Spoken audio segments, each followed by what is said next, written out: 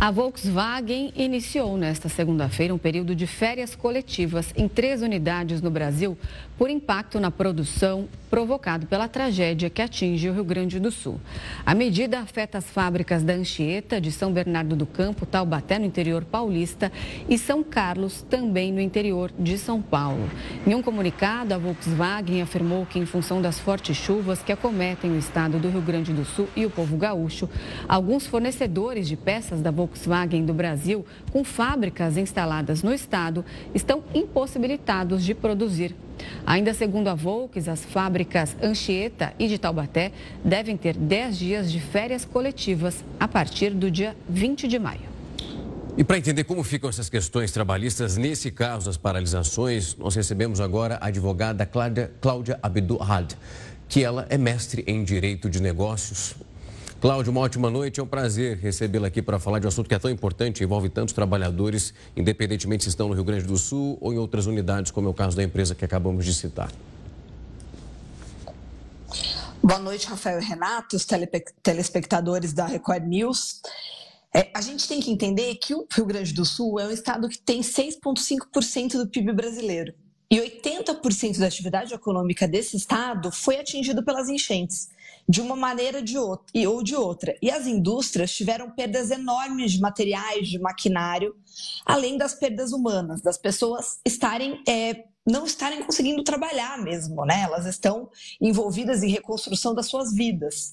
Então, a gente tem uma questão muito séria acontecendo no Rio Grande do Sul e, por ele ser um estado muito importante para o Brasil, repercute, né, na produção econômica do Brasil como um todo, como repercutiu agora na questão da Volkswagen e de outras empresas automobilísticas. Cláudia, e aí como que ficam os deveres, as obrigações e também os direitos dos trabalhadores nesses casos? A gente viu nos últimos dias muitas entidades industriais de empresas do Rio Grande do Sul pedindo ao governo que adotassem aquelas leis parecidas com o que aconteceu na pandemia, se não me engano é a Lei 14.437, onde flexibiliza as leis dos trabalhos para que as pessoas continuem com seus empregos, para que não ocorram demissões em massa. Ela pode ser aplicada nesse caso?